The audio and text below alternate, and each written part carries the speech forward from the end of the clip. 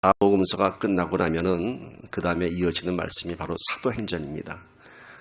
사도행전은 신약성경에서 유일한 역사서입니다. 즉 예수님께서 부활하시고 나서 그 이후에 쓰던 초대교회 역사를 기록한 것, 누가에 의해서 기록된 글이 사도행전입니다. 저희가 지난 주간 부활주의를 맞았습니다. 그래서 오늘 저는 부활 후에 예수님의 40일간의 행적을 통해서 그것이 우리에게 무슨 메시지를 주는지 함께 깊이 나눠보면서 부활의 주간 다시 한번 큰 도전받기를 소망합니다. 자, 사도행전 1장 3절 5절 오늘 본문 말씀 함께 읽습니다. 시작. 그가 고난받으신 후에 또한 그들에게 확실한 많은 증거로 친히 살아계심을 나타내사 40일 동안 그들에게 보이시며 하나님 나라의 일을 말씀하시니라. 사도와 함께 모이사 그들에게 분부하여 이르시되 예루살렘을 떠나지 말고 내게서 들은 바 아버지께서 약속하신 것을 기다리라. 요한은 물로 세례를 베풀었으나 너희는 몇 날이 못되어 성령으로 세례를 받으리라 하셨느니라. 아멘.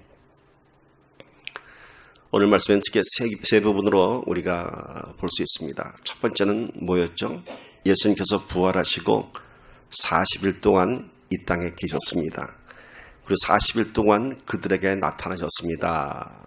라고 하는 것이 첫 번째 주제고요. 두 번째는 그들에게 무슨 말씀을 하셨죠? 예루살렘을 떠나지 말고 기다리라. 예루살렘을 떠나지 말고 기다리라. 두 번째 메시지입니다. 세 번째는 성령으로 세례를 받으리라. 이것이 세 개의 큰 주제입니다. 자, 예수님께서 부활하신 후 40일의 행적을 한번 우리가 나누어 보려고 합니다. 성경에는 그렇게 많은 일들이 기록되어 있지 않습니다. 40일이면은 결코 짧지 않은 시간입니다. 더구나 예수님께서 부활하신 몸으로 40일 동안 이 땅에 계셨습니다. 참 우리가 기대하기에는 그동안에 많은 일이 일어날 것 같은데 오히려 성경은 제자들 몇 명 찾아간 사건만 기록하고 있습니다. 과연 이것이 무엇을 의미한지 한번 생각해 봅시다. 먼저 3절 봅시다. 그가 고난받으신 후에 십자가에 못 박혀 죽으신 후에 부활하신 후에라는 뜻이죠. 자, 그가 고난받으신 후에 또한 그들에게 확실한 많은 증거로 친히 살아계심을 나타내사 부활하심을 나타내사 40일 동안 그들에게 보이시며 하나님 나라의 일을 말씀하시니라. 40일 동안 부활하시고 그들에게 보이시며 나타나셨으며 하나님 나라의 일을 말씀하시니라. 자, 그들에게 나타나셨다고 말씀하십니다. 그들에게 과연 그들이 누군가요?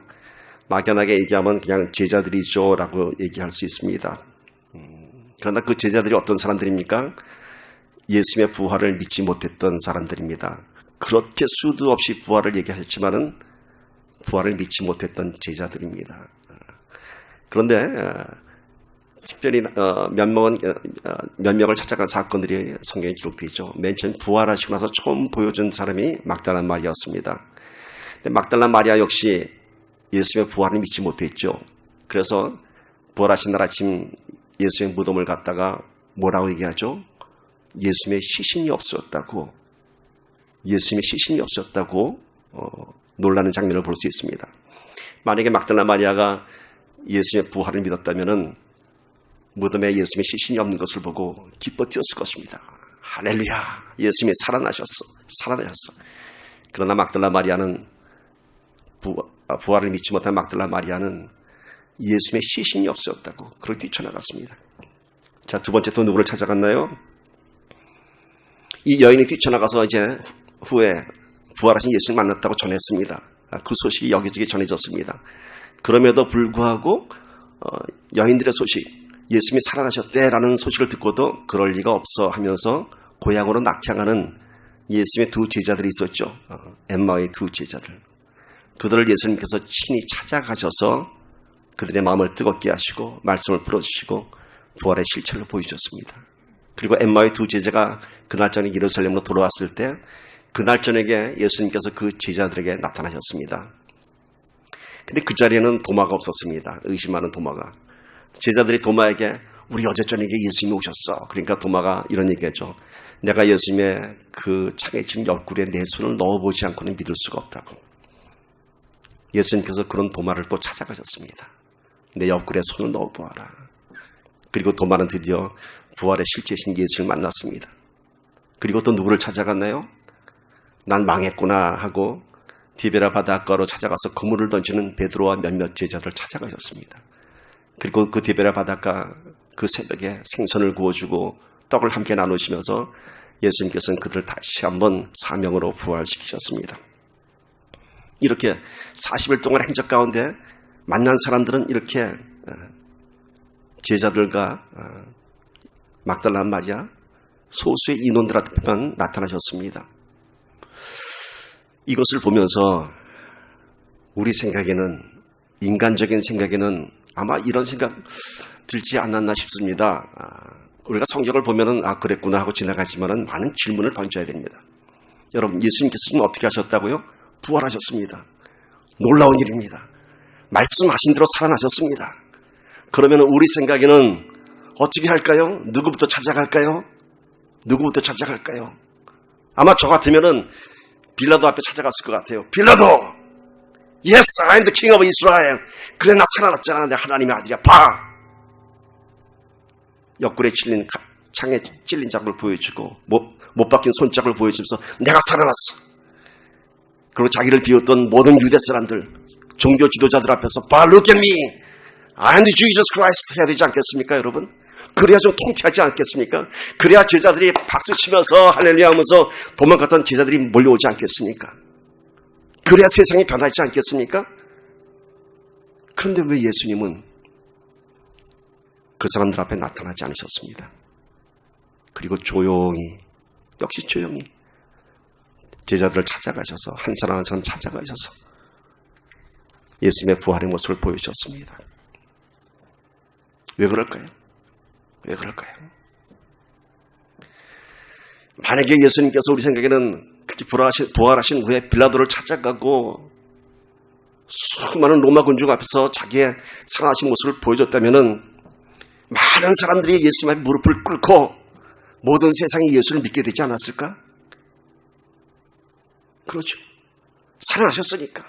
그걸 보고 누가 예수를 안 믿겠습니까? 그런데 하나님의 방법은 달랐습니다. 예수님의 생각은 달랐습니다. 결코 종교 지도자들 앞에 나타나지 않았고 빌라도 앞에 나타나지 않았고 그들 앞에 나타나서 통쾌한 목소리를 하지 않으셨고 예수를 따랐지만 여전히 부활을 믿지 못하는 연약한 제자들, 그들을 찾아 나섰습니다. 바리새인들도 아니고 종교 지도자들도 아니고 예수님의 신뱉던 군중들도 아니고 오직 예수님의 제자들만 찾아가셨습니다. 그리고 예수님 그 제자를 찾아가셔서 역시 야단치지 않으셨어요. 베드로, 나 못 믿었지. 나를 네가 3번이나 부인했다고? 나 살아났잖아. 너희들 봐. 제자들 야단치지 않으셨어요. 예수님 공생애 중에 몇 번 제자들을 야단친 적이 있었습니다. 이 믿음이 적은 자들아. 그런데 예수님은 부활하시고 나서 결코 제자들을 야단치지 않으셨습니다. 오히려 친절하게 부드럽게 놀라지 말라. 평강이 있을지어다. 이렇게 찾아오셨습니다. 왜 그러셨을까? 왜 모든 사람들에게 부활의 실체를 보이셨으면 당시에 모든 사람들이 다 예수를 믿고 예수를 영접했을 텐데, 그리고 세상은 다 예수 믿는 사람이 됐을 텐데, 근데 왜 예수님은 그런 방법을 택하지 않으셨을까? 여러분, 하나님의 나라는 그렇게 단순히 부활의 기적만 보고 예수를 믿는 사람들로 완성된 것 아닙니다. 오직 부활하신 예수님의 실체만 보고 예수를 믿는 사람들은 단지 예수님의 부활의 기적을 믿는 것이지 구원에 이르는 믿음이 아닌 것입니다. 이미 당시의 사람들은 수많은 기적을 이미 보았습니다. 체험했습니다. 오병이의 기적을 보았고 죽은 자를 살리는 기적도 보았고요. 눈먼 자를 눈뜨게 했고 귀신을 쫓아냈고 수많은 기적을 봤습니다. 그래도 그들은 결국 예수님을 십자가에 못 박았습니다. 하나님의 나라는 기적을 체험한 사람들이 아니라 진정한 구원을 이룬 백성들로 만들어지는 것입니다. 그 구원에 이른 백성이 누군가요? 기적을 체험한 백성이 아니라 나의 죄인됨과 나의 죄를 위해서 예수님께서 십자가에 못 박혀 죽으셨음을, 그리고 그 십자가의 공로로 내가 지금 구원받았음을 고백하는 믿음인 것입니다. 이런 성도로 하나님 나라는 완성되는 것입니다. 결코 기적을 보고 부활하신 주님을 보고 그분이 살아나셨다고 하나님 나라가 완성되는 것 아닙니다. 그래서 하나님은 우리와 전혀 다른 방법으로 이 땅에 그 부활의 실체를 보이셨습니다.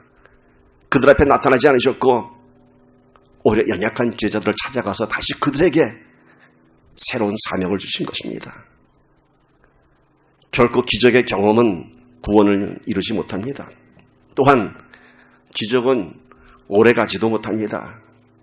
아마 예수님께서 그 몸을 모든 사람들에게 다 보이셨다 하더라도, 로마 군중이 다 봤다 하더라도 아마 많은 시간이 지나면은 그저 단순한 전설처럼 남겨지고 말 것입니다. 희미한 기억 속에 파묻히고 말 것입니다. 옛날에 예수라는 사람이 있었는데 다시 살았대. 진짜인지 아닌지 모르겠지만 이렇게 될 겁니다. 이런 사람들이 과연 이 땅의 교회가 완성되겠습니까? 아니죠. 이 땅에 교회가 세워지는 것은 기적이 아니라 십자가를 경험한 사람들인 것입니다. 제가 한국에 있을 때 그런 경험을 했습니다. 신유 역사가 많이 일하는 집에서 어느 분이 예수도 믿지 않는 한 사람이 아마 50대쯤 됐습니다. 얼굴이 새까맣게 타갖고 들어왔습니다. 보자마자 저 사람은 얼마 못 살겠구나. 얼굴에 써 있었습니다. 폐암 말기였습니다. 가족들이 여기 오면 병 고치는 은사가 많이 있으니까 예수도 믿지 않지만 그분을 데리고 왔습니다. 예수 믿지 않는 그를 위해서 우리가 한답게 기도했고, 놀랍게도 그분은 깊은 입신 상태에서 영적인 체험을 하고 얼굴에 해같이 빛나는 것을 우리가 봤습니다. 그리고 그분은 병원 가서 엑스레이를 찍었는데 폐암이 깨끗하게 치유된 것을 엑스레이를 들고 나타났습니다. 놀라운 기적이죠. 놀라운 기적이죠. 죽을 것이라던, 우리가 보기에도 저 사람은 죽을 것 같은 그 사람이 모든 사람들의 뜨거운 기도 가운데, 성령의 역사 가운데 다시 살아났습니다. 놀라운 기적이죠. 그래서 이 사람이 자기 그 엑스레이를 들고 다니면서 간증을 하러 다녔습니다. 내 before 엑스레이 보여주면서 이게 다 암덩어리입니다. 이게 지금 after 요즘 엑스레이입니다. 그런데요, 그분이 그렇게 늘 하나님께 감사하고 영광 돌리며 정말 신앙이 자랐으면 좋겠는데, 이분은 결국 그 사건을 통해서 자기가 죽었던 병에서 살아난 기적만 체험했지 예수님을 영접하지 못했습니다. 어느 정도 시간이 지나자 1년 후에 그 사람의 마음에 의심이 들어왔습니다. 혹시 암이 재발되는 거 아니야? 라는 불안한 마음이 시작됐습니다. 그리고 가서 다시 조직 검사를 하고요, 다시 엑스레이를 찍기 시작했습니다. 그리고 그분은 결국 얼마 가지 않아서 정말로 재발돼서 많이 못 살고 세상 떠났습니다. 그걸 보면서 제가 안타까웠습니다. 그분은 그 병고침의 기적을 체험한 것이지 예수님을 만나지 못했습니다. 그가 폐암 말기에서 죽음 가운데서 살아난 그 기적 가운데 정말로 예수님을 영접했다면은 아마 그는 의심하지도 않았을 것이고, 설사 다시 병이 재발되어서 죽음이 눈앞에 있었어도 그분은 당당하게 죽음을 맞이했을 것입니다. 기적은 오래가지 않습니다. 나를 살린 그 기적의 은혜요, 1년만 지나면 의심으로 바뀌어버립니다. 다시 더 불안해집니다.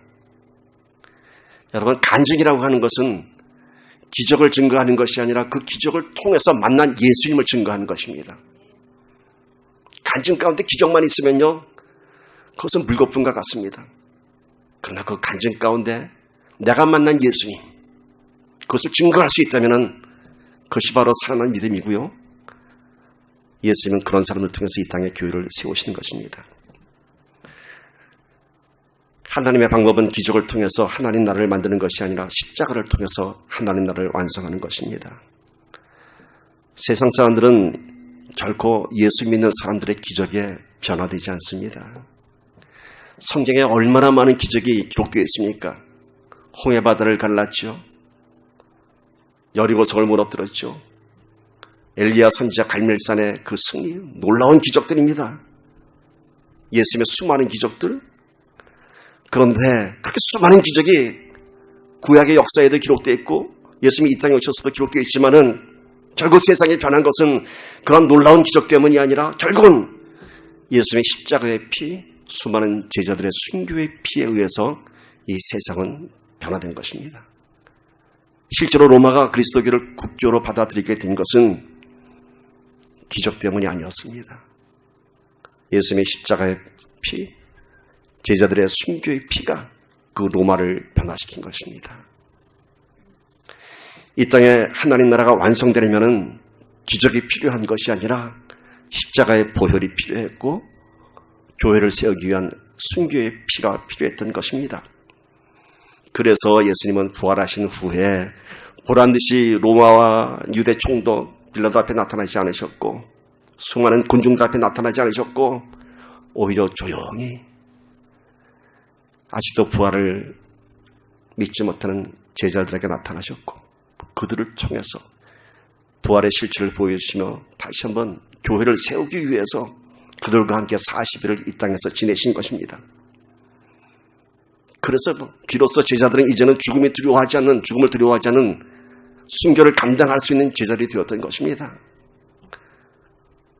베드로가 그렇게 되지 않았습니까? 예수님을 세 번 부인했던 그 베드로가 죽기까지 십자가를 전했습니다. 기적과 권능을 통해서 하나님 나라를 증거하는 것이 아니라 교회를 통해서 십자가를 경험한 성도를 통해서 하나님 나라를 만들어가는 것입니다. 예수님은 결코 수백, 수천, 수만 명의 군중을 통해서 하나님 나라를 만들지 않으셨습니다.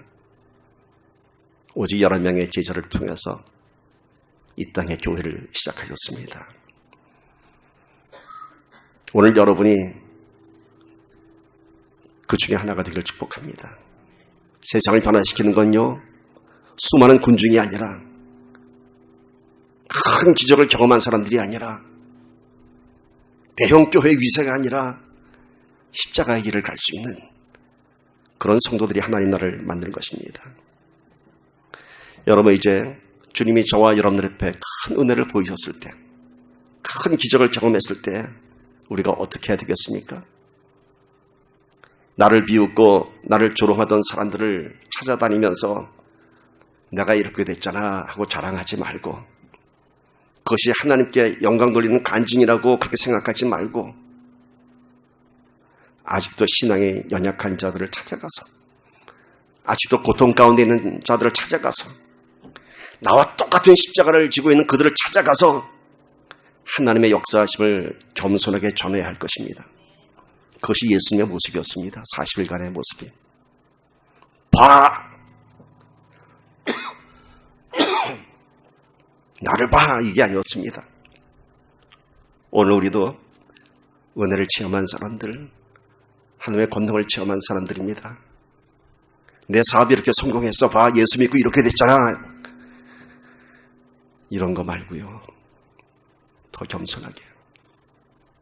내가 지금 사업에 성공했다면 주님의 축복으로, 내가 죽을 병에서 살아났다면 그것을 자랑하는 것이 아니라 죽을 병에 있는 사람들을 찾아가고, 아직도 사업이 어려운 사람들을 찾아가고, 가정에 아픈 관계가 있는 사람들을 찾아가서 겸손하고 낮은 모습으로 내가 통과한 십자가를 전하기를 축복합니다. 세상은 예수 잘 믿어서 성공한 얘기에 관심을 갖지 않습니다. 오히려 십자가를 통과한 신앙에 대해서 그들이 반응하는 것입니다. 더 이상 우리의 신앙이 기적과 기도의 응답에 집착해서는 안 될 것입니다. 왜냐하면 기적은 오래가지 않습니다. 기도 응답의 은혜와 감사는 결코 오래가지 않습니다. 그만큼 우리가 완악한 존재들입니다. 우리는 오직 그 일을 통해서 더욱더 십자가의 삶을 증거하는 자가 되어야 할 줄 믿습니다. 또 다른 십자가가 저와 여러분을 기다릴 것입니다. 이제는 그 40일간의 의미를 한번 봅시다. 왜 하필이면 40일간 계셨을까? 그저 한 열흘 동안 빨리 다 만나고 일 보시고 하늘로 올라가시지. 왜 40일을 계셨을까? 아니면 아예 제자들이 다 순교할 때까지 다 십자가에서 죽는 거 보고 그들 데리고 한 1년 후에, 2, 3년 후에 가시지. 왜 40일일까? 예수님께서는 공생애를 시작하시면서 어떤 시간이 있었죠? 40일간 광야의 금식 기도가 있었습니다. 세례 요한에게 세례를 받으시고 40일간 광야에 나가서 금식 기도하셨습니다. 무엇을 위한 시간이었을까요? 자신의 사역을 위한, 자신의 공생의 사역을 준비하기 위한 40일간의 광야의 시간이었습니다. 그리고 부활 후 40일은 무엇일까요? 그러면 십자가에서 승리한 이후의 40일은 무엇이었을까요? 자랑하기 위한 40일이 아니었습니다. 그 40일은 제자들을 위한 40일이었습니다. 연약한 제자들을 다시 세우기 위한 40일이었습니다. 우리가 광야를 지난 신앙인이라면 그 광야의 시간이 예수님이 공생애를 위한 40일간의 금식기도처럼 나의 신앙의 성숙을 위한 고난의 시간이었다면 이제는 그것을 통과한 나라면 누군가를 위해서 40일을 섬기는 저와 여러분이 되기를 바라겠습니다. 이제는 나의 준비가 끝났으면 내가 십자가를 통과했다고 그렇게 성령께서 나한테 사명을 주시면 이제는 자랑하는 40일이 아니라 섬기는 40일이 되어야 합니다. 결코 내가 신앙이 이만큼 내가 컸어, 너희들은 아직 몰라, 그런 교만한 신앙이 아니고 이렇게 해야 돼 가르치는 신앙이 아니고 오직 예수님의 십자가만 전하는 40일이 되어야 할 것입니다. 이스라엘이 광야에서 40년을 지냈습니다. 그리고 그들은 가나안 땅을 들어갔습니다. 그런데 그들은 가나안 땅에 들어가서 하나님을 증거하는 40년이 없었습니다. 오히려 그들은 이방신을 받아들이고 하나님의 공의를 전하는 것이 아니라 하나님의 백성을 내세우며 자신의 긍휼을 앞세웠습니다. 자신의 긍휼을 앞세웠다는 이유는 뭐냐면요, 하나님께서는 가나안 땅을 정복할 때 참 잔인한 말씀하셨죠. 아무도 남기지 말고 다 멸하라고 하셨습니다. 그런데 그들은 일부를 남겨놓으면서 하나님께 범죄했습니다. 이것이 뭔가요? 하나님은 그것이 공의였습니다. 악의 씨 뿌리마저도 전멸하라고 하는데 나의 긍휼로 남겨두신 것들, 그것이 범죄였습니다. 이스라엘은 40년 광야의 고난이 지나고 나서 하나님을 증거하는 40년이 없었습니다. 오늘 우리가 구원 후의 삶을 살고 있는 것은 예수님께서 부활하신 후에 40일의 시간을 이 땅에서 지내신 것처럼 오늘 우리에게는 의미 있는 시간들입니다. 오늘 우리에게는 구원 이후에 40일과 같은 시간을 저와 여러분들이 살아가고 있습니다. 그렇다고 40일 후에 우리가 천국 간다는 거 아닙니다. 그런 의미인 것입니다. 우리 인생의 목적이 오직 영생과 구원에만 있다면은 제가 늘 얘기하지 않습니까? 그러면은 더 이상 이 땅에 살 필요 없습니다. 구원받았는데 비자 들고 들어가야죠. 뭐하러 여기 있어요? 그러나 우리가 아직도 이 땅에서 인생을 살아가는 이유는 앞으로의 시간들을 십자가를 전하는 자들이 되어야 하는 사명이 있기 때문인 것입니다. 부활 후 40일간의 시간과 같은 것을 우리가 나머지 인생에서 우리가 지내야 할 줄 믿습니다. 그러나 그것이 결코 우리의 의지로, 우리의 경건의 능력으로 되지 않습니다. 우린 그렇게 경건하게 살 수 있는 십자가의 삶을 지켜낼 수 있는 사람들이 아닙니다. 예수님의 실체를 본 제자들도 마찬가지였습니다. 지금 예수님이 부활하시기 전에 제자들에게 하신 말씀입니다. 오늘 너희들이 지금은 나를 보고 감격하고 지금 마음이 뜨거워졌겠지만은 아직은 아니야라고 얘기합니다. 아직은 아니야.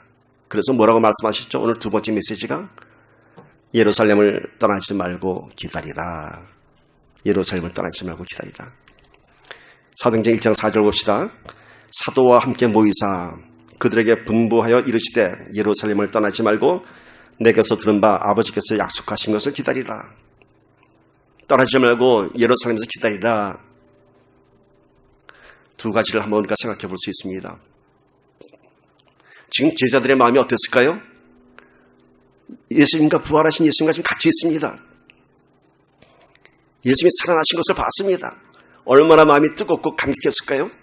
와, 아마 제자들의 마음은 지금 당장 뛰어나가서 부활을 전하고 싶었을 것입니다. 로마 사람들 찾아가서 이봐 예수가 살아났다니까, 예수가 살아났다고 막 이런 뜨거운 마음이 있었을 것입니다. 그런데 예수님은 아직 아니야. 여기서 기다려. 좀 더 기다려. 아직은 너의 열정으로는 십자가를 감당할 수 없어. 이런 뜻입니다. 아직은 아니야. 우리 신앙의 가장 큰 훈련 중에 하나가 바로 기다림이라고 하는 것입니다. 기다림. 그 기다리는 시간 안에 하나님에 대한 신뢰의 훈련을 하는 것입니다. 아버지께서 약속하신 것을 기다리라. 제자들은 여기에 순종해야 했습니다. 지금 뛰어나가고 싶지만은, 내가 예수를 만난 그 기쁨을 가서 전하고 싶지만은 우리 아직 아니야. 예수님도 공생애를 시작하시기 전에 이 땅에서 30년을 우리와 똑같은 육신의 몸으로 사셨습니다. 목수의 아들로 평범한, 아니 어쩌면은 낮은 모습으로, 더 낮은 모습으로 살았습니다. 목수의 아들 예수. 목수의 아들 예수. 그렇게 얼마큼 살았다고요? 30년. 누가? 하나님의 아들이. 누가? 창조주가. 어떤 모습으로? 우리와 같은 모습으로. 얼마나 힘드셨을까? 기다림이었습니다. 공생애를 시작하기 위한 30년의 기다림이었습니다. 제가 예전에 선교 다닐 때 보니까요, 참 이상해요. 그 사할린이라는 땅은 러시아에서도 귀향지 같은 땅이고요. 러시아 사람들이 그럽니다. 그 땅은 저주받은 땅이라고 합니다. 그러니까 사할린 가면요, 그 러시아 본토에서 다 추방당한 사람들, 뭐 이런 사람들이 살다 보니까 그 후손들도 온전한 사람이 별로 없어요. 다 이른 나이에, 어린 나이에 다 몸이 다 망가지고 이럽니다. 척박한 땅이죠. 근데 이상하게 그 사할린 가는 비행기는요, 인천공항에서 타면은 1시간 반이면 갑니다. 분명히 인천공항에서 비행기 타기 전에 이제 선교지 가면은 먹을 것도 힘들고 그러니까 우리 가기 전에 우동 한 그릇씩 먹고 가자고, 우동도 먹고 유부초밥도 먹고 배가 이만큼 불러서 비행기를 탑니다. 그런데 참 이상하죠. 그 비행기를 타는 순간부터 배가 고파요. 사할린을 간다는 생각만 하면 배부터 고파지는 거예요. 근데 놀라운 게 정말 배고파요. 1시간 반 비행하고 사할린 공항 내려서면요, 벌써 꼬르륵꼬르륵 소리가 나고 막 이 몸이 막 허약해지는 것 같고 막 그래요. 그러다가 일정을 다 마치고 사할린 공항에서 인천으로 오는 아시아나 비행기를 타면 어떤지 아세요? 비행기 기내에 딱 들어서는 순간 천국이구나. 똑같은 비행기인데 가는 비행기하고 오는 비행기가 달라요. 느낌이. 뭘 얘기할까요? 척박한 땅에 그 단 일주일 열흘 있는 것도 우리는 힘들어하는 우리들입니다. 이렇게 잘 사는 한국 땅에서 고생한다는 게. 예수님은 30년을 이 땅에서 사셨습니다. 그 높고 높은 보좌 위에 계시던 주님이 이 낮고 낮은 땅에 오셔서 30년을 그렇게 사셨습니다. 예수님에게 그렇게 30년이라는 기다림의 시간이 있었습니다. 그리고 세례를 받고 성령을 받으신 후에 공생애를 시작하셨습니다. 사랑하는 여러분, 신앙의 영성은 높은 곳에서 시작되는 것이 아니라 낮은 곳에서 시작되는 겁니다. 내가 낮은 데까지 내려갔을 때 하나님의 거룩한 영성이 우리를 덮어주는 것입니다. 하나님의 권능은 결코 나의 교만한 자리에 오지 않습니다. 내가 낮고 천하고 겸손한 자리에 왔을 때 그때 하나님의 은혜가 덮이는 것입니다. 예수님도 30년을 그렇게 낮고 천한 자리에서 계시다가 이제 공생애를 시작하셨습니다. 성령은 낮은 자리에 있는 자에게 임하십니다. 그때까지 기다리라. 그때까지 기다리라. 예수님께서 예루살렘을 떠나지 말고 그때까지 기다려라. 아버지께서 약속하신 성령을 받을 때까지. 지금 너희들이 마음이 뜨겁고 열정이 불같아도 너희 안에 낮은 자의 영성, 십자가의 영성이 없으면 너희가 감당할 수 없어 라고 말씀하시는 것입니다. 오늘 우리도 마찬가지입니다. 성령의 인도하심이 앞서지 않고 성령의 충만함이 없이 나의 열정과 의지가 앞서게 되면 그곳엔 결코 성령의 역사가 없을 것입니다. 오히려 성령께서 애쓰는 우리를 보면서 안타까워하실 것입니다. 아직은 안 이랬잖아. 너의 십자가의 영성이 가득 채워졌을 때 그때는 내가 너를 부르리라 말씀하실 것입니다. 제가 여러 번 쓰는 예화가 있죠. 등잔불에 불을 밝히는 것은 그 안에 기름이 타는 것이지 심지가 타는 것이 아닙니다. 심지가 있지만 우리가 눈에 보기에는 심지에서 불이 나니까 심지가 타는 것 같지만 심지는 기름을 태우는 매체에 불과합니다. 기름이 있어야 등잔불이 밝혀지는 것입니다. 기름이 떨어지면 어떻게 되죠? 이제 기름이 타는 것이 아니라 심지가 탑니다. 심지가 타면 그을음이 나고 연기가 나고 냄새가 납니다. 우리 안에 성령의 충만함이 없이 낮은 자의 영성이 없이 십자가의 영성이 없이 우리가 세상을 향해 나간다면 내가 타버릴 것입니다. 내가 타면서 인간의 냄새가 날 것이고요. 그을음이 날 것입니다. 예수님께서는 그래서 기다리라고 말씀하십니다. 또한 제자들의 심정 두 번째는 이런 것이 있습니다. 당시 예루살렘의 상황은 예수 믿는 제자들의 신분을 나타내기가 두려운 상황이었습니다. 예수 믿는 제자들이라면 가서 십자가형을 받아야 할 그런 상황이었습니다. 지금 제자들의 입장은 한편으로는 뛰어나가고 싶었지만은 예수의 부활을 전하고 싶었지만은 한편으로는 예루살렘에 있는 것이 두려웠습니다. 그래서 일단은 좀 나를 언제 잡으러 올지 모르는 로마 군사들로부터 좀 피하고 싶었을 것입니다. 도망가고 싶었을 것입니다. 일단은. 그런데 예수님께서는 기다리라고 합니다. 설사 너희가 십자가에 매달려 죽는 한이 있더라도 아버지께서 약속하신 성령을 받기까지 기다리라고 말씀하십니다. 순교도 성령을 받아야 감당할 수 있는 것입니다. 인간의 열정과 의지는 한계가 있기 때문에 하나님의 일을 감당할 수 없습니다. 그래서 기다리라고 합니다. 예수님은 제자들의 마음을 잘 알고 계셨습니다. 너희들이 예루살렘을 떠나고 싶은 마음을 내가 잘 알지. 마음이 뜨거워서도 떠나고 싶고 두려워서도 떠나고 싶을 거야. 그러나 지금은 아니야. 좀 기다려. 우리도 때로는 신앙생활 하다 보면은 분명히 은혜 받고 마음도 뜨거워졌는데 지금 내가 처한 현실이 답답할 때가 있습니다.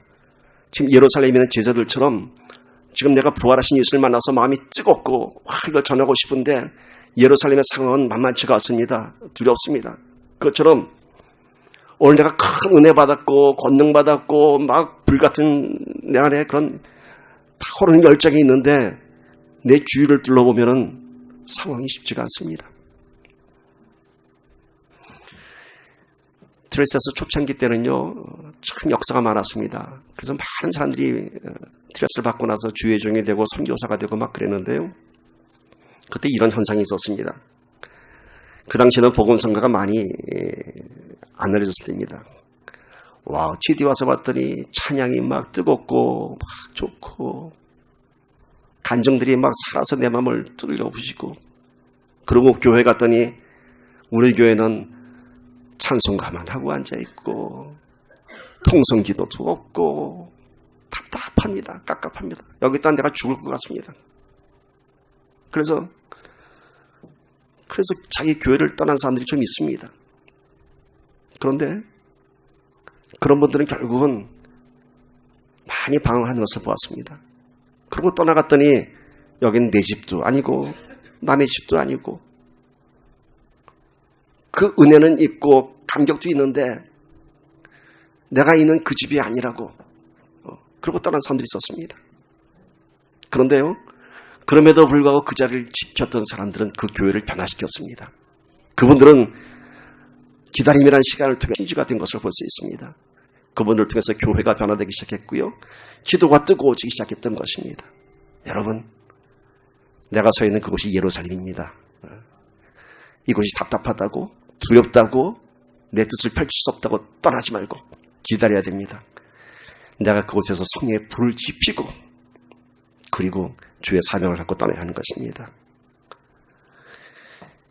그리고 예수님께서 세 번째, 성령으로 세례를 받으라 말씀하셨습니다. 기다리라. 그리고 성령으로 세례를 받으라. 5절 말씀 봅시다. 요한은 물로 세례를 베풀었으나 너희는 몇 날이 못되어 성령으로 세례를 받으리라 하셨느니라. 요한은 물로 세례를 베풀었으나, 물로 세례를 받는 건 침례는 어떤 의미냐면은 우리 신앙의 고백입니다. 나의 죄를 고백하고 예수님을 내 구세주로 영접하는 내 신앙 고백입니다. 그리고 내가 새로운 신분으로 하나님의 성도로 태어나는 것입니다. 그런가 하면은 성령 세례는 신앙 고백한 성도들 안에 성도로서 살아갈 수 있는 영적인 에너지, 아니 왔다가 사라지는 것이 아니라 그 안에서 늘 역사하는 그런 뜨거운 힘을 주는 것입니다. 예수님께서 부활 승천하시고 이제 이 말씀하시고 부활 승천하시고 열흘이 지난 후에 드디어 아버지께서 약속하신 성령이 왔죠. 마가의 다락방에 불같은 성령의 역사가 있었습니다.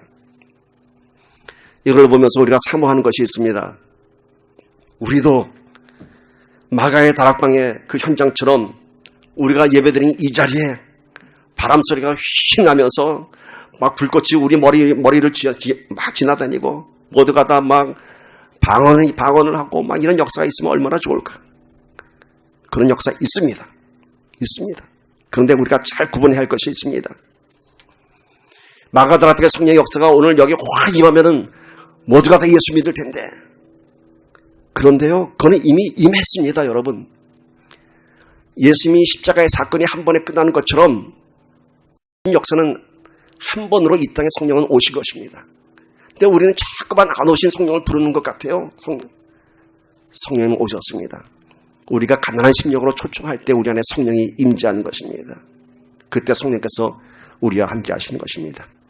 이제 성령의 역사는 우리가 만들어내야 됩니다. 성령님은 오셨습니다. 우리가 참 십자가의 삶을 사는 낮은 자의 영성이 됐을 때 성령의 역사가 나타날 것입니다. 이미 교회에 임재한 성령의 권능이 우리 성도 한 사람 한 사람을 통해서, 또한 교회를 통해서 역사할 수 있도록 거룩하고 순결한 예배 자리가 되도록 우리가 그렇게 되기를 간절히 축복합니다. 말씀을 정리하겠습니다. 우리 한번 눈을 감으시고 오늘 주신 말씀을 다시 한번 정리해 봅시다. 예수님께서는 부활하시고 40일 동안 이 땅에 계셨습니다. 왜일까요? 부활의 기적이 아닌 십자가 사명을 전하시기 위해서였습니다. 빌라도 앞이 아닌, 종교 지도자들을 그 앞이 아닌, 통쾌한 복수의 현장이 아닌 연약한 제자들을 찾아가셨습니다. 세상은 기적으로 변하는 것이 아니라 십자가로 변하는 것입니다. 오늘 우리의 신앙이 그저 내 삶의 기도의 응답을 바라는 그러한 신앙이 아니라, 기적을 구하는 신앙이 아니라 내가 십자가를 통과할 수 있는 그런 신앙인이 되기를 기도해야 할 것입니다. 예루살렘을 떠나지 말고 기다리라고 말씀하셨습니다. 신앙에는 분명히 기다림의 과정이 있습니다. 낮은 자리에 내려오기까지. 인간의 의지와 열정이 아닌, 힘과 능이 아닌 오직 성령으로 내가 그 일을 감당할 수 있도록, 그때까지 나의 자리, 나의 예루살렘에서 기다려야 할 것입니다. 위험한 예루살렘을 떠나는 것이 아니라 그곳에서 내가 성령의 불을 지피는 심지가 되어야 할 것입니다. 성령으로 세례를 받으라. 성령은 성도의 영적인 원동력입니다. 이미 이곳에 계신 성령을 영접해야 할 것입니다. 이제 성령의 역사를 우리가 만들어내야 할 것입니다. 함께 기도합시다.